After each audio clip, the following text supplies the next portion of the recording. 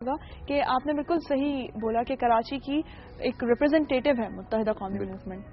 تو متحدہ قومی موومنٹ کے بارے میں یہ بھی کہا جاتا ہے کہ کراچی شہر اس پارٹی کے بغیر مفلوج ہو سکتا ہے. اور ہم نے اگر ذرا سا ہم ہسٹری کی طرف دیکھیں تو ہم نے دیکھا بھی یہی ہے کہ جب بھی اس قسم کا کوئی میجر واقعہ ہوا ہے یا جب بھی کراچی مشکل میں ہوا ہے، اسپائڈر مین کی طرح متحدہ قومی موومنٹ جو ہے وہ ہمیشہ کراچی کو مشکلات سے نکال لے جاتی ہے. اس دفعہ اس مشکل میں متحدہ قومی موومنٹ نے کیا اسٹیپس لیے ہیں کراچی کو اس مشکل سے نکالنے کے لیے؟ دیکھیے، میں نے یہ بات شروع میں کی کہ متحدہ قومی موومنٹ ایک طویل عرصے سے کوشش کر رہی ہے کہ اس قسم کے کوئی معاملات نہ ہوں. میں نے تھوڑا پیچھے بھی بات کی.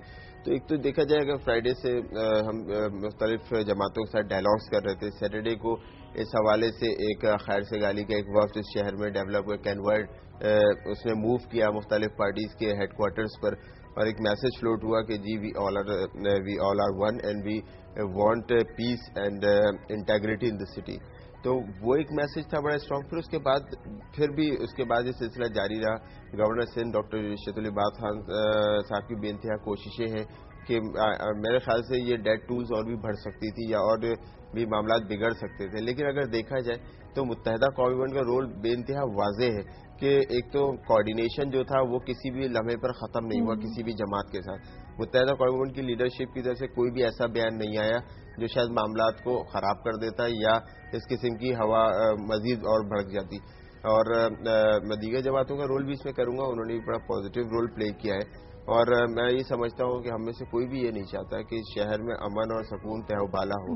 تو یہ کوششیں ہیں. روزانہ الطاف بھائی کا اسٹیٹمنٹ بھی آ رہا ہے اور اس اسٹیٹمنٹ کی بے انتہا اہمیت ہوتی ہے کیونکہ جو شہر کی ریپرزنٹیشن ہے، صوبہ سندھ کی جو ریپرزنٹیشن ہے، تو اس میں الطاف بھائی کی شخصیت کا ایک کیرزما ہے اور اس میں بے انتہا لوگ الطاف بھائی کی بات کو توجہ سے سنتے ہیں، پڑھتے ہیں اور اس پہ عمل پیرا ہوتے ہیں. تو وہ بے انتہا پازیٹیو نوٹس ہوتے ہیں کہ جب وہ عوام میں جاتے ہیں، عوام کو ایک گائیڈ لائن ملتی ہے کہ جی ہمیں خاموش رہنا ہے، ہم نے صبر کرنا ہے اور ہم نے اس شہر میں امن کو برقرار رکھنا ہے. تو وہ ایک بے انتہا بہت بڑی کاوش ہوتی ہے کہ جو تھرو آؤٹ الطاف بھائی کی طرف سے صبح شام اسٹیٹمنٹس کا جاری ہونا اور اس کے بعد شہر کی جو بھی پوزیشن ہے نوٹ اس سے الطاف بھائی بے انتہا باخبر رہتے. تو یہ وہ کوارڈینیشنز کی وہ اسٹیپس ہیں جو متحدہ قومی موومنٹ نے لیے اور متحدہ قومی موومنٹ کی لیڈرشپ نے عوام کو کنٹرول کیا. اور اگر اس کے اندر آپ دیکھیں تو متحدہ قومی موومنٹ کے جو ایریاز ہیں یا اگر شہر کی ڈویژن پہ بات کی جائے تو کسی بھی دوسرے وہ ایریاز جہاں پہ متحدہ قومی موومنٹ کی ریپرزنٹیشن بہت اسٹرانگ ہے وہاں سے اس قسم کی اطلاعات نہیں موصول ہوئی ہیں. خیر آپ نے یہ بات تو بالکل صحیح بولی کہ متحدہ قومی موومنٹ نے قائد الطاف حسین صاحب کا آج بھی اسٹیٹمنٹ سارے اخباروں کی شہ سرخیوں میں ہے کہ ساری عوام جو ہے وہ امن و امان کے ساتھ رہے اور حوصلے سے رہے. یہ خیر آپ نے بالکل صحیح بات کی کہ پازیٹیو اسٹیٹمنٹ کی طرف سے ہمیشہ آتا ہے. ڈاکٹر صاحب آپ نے اب سے تھوڑی دیر پہلے گفتگو کے دوران ایک ٹرم یوز کی تھی طالبانائزیشن. طالبانائزیشن کیا ہے؟ دیکھیں، طالبانائزیشن بنیادی طور پہ اس کے سگنیچرز اگر علامات دیکھی جائیں تو بنیادی طور پہ انتہا پسندی سے ڈرائیوڈ ہے اور جس طرح ہم اس کا اوریجن دیکھیں اس خطے کے اندر ساؤتھ ایشیا میں تو اس کی سب سے زیادہ سگنیچرز ہم نے دیکھا کہ طالبان نے ٹیک اوور بھی کیا افغانستان کے اندر.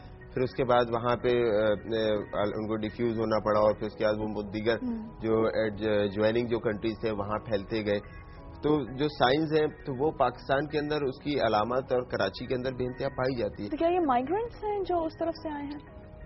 مائیگرینٹس بھی ہیں. پھر اس کے بعد ایک ان کا بھی فوکل ایریاز ہے ناردرن ایریاز کے اندر اور جو پچھلے دنوں صوبہ سرحد اور بلوچستان کی جو صورتحال رہی وہ سب کے سامنے ہے کہ وہاں جس طرح سے گورنمنٹ کو نیچے آ کر ایک قدم ان کے ساتھ مفاہمت اور معاملات طے کرنے پڑے. تو وہ تو بالکل مطلب کوئی یہ نہیں کہہ سکتا اس ملک کے اندر کہ طالبان کے ایلیمنٹس نہیں ہیں اور بالکل اوپنلی اس بات کو اب ایڈمٹ بھی کیا جاتا ہے.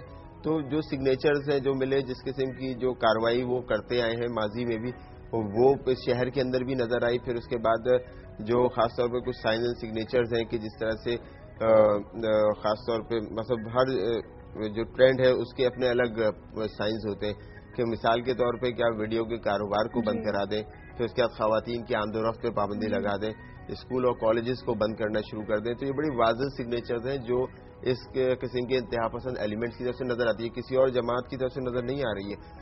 اور پھر اس کے بعد یہی نوٹ ہم نے دیکھا ناردرن ایریاز میں، یہی چیزیں ہم نے دیکھی افغانستان کے اندر. ریکرنگ ٹرینڈ ہے یہ. جی بالکل ریکرنگ ٹرینڈ ہے، اور اس کو بین الاقوامی جرائد بھی اپنے مختلف کالمز میں، اپنے مختلف ایڈیٹوریلز میں لکھتے ہوئے آ رہے ہیں کہ جی اسی شہر کے اندر مختلف ایریاز ایسے ہیں کہ جہاں پہ یہ سب کچھ ہو رہا ہے. پھر اسی طرح سے میں اس کو مزید اور آگے بتاؤں کہ ہمارا جو ڈپارٹمنٹ ہے اس کو اس میں بے انتہا مشکلات کا سامنا ہے. وہ اس طرح کہ ہم SNIDs یا نیشنل امیونائزیشن ڈے مناتے ہیں پولیو کے حوالے سے، اور اس کے بعد جب ہماری ویکسینیٹرز کی ٹیمیں جاتی ہیں تو ان کو زد و کوب کیا جاتا ہے، ان کو کچھ علاقوں میں ایکسس نہیں کرنے دی جاتی، اور وہاں پہ باقاعدہ یہ کہا جاتا ہے کہ یہ جی فتویٰ ہے اور جی ہم اس کو نہیں ہونے دیں گے.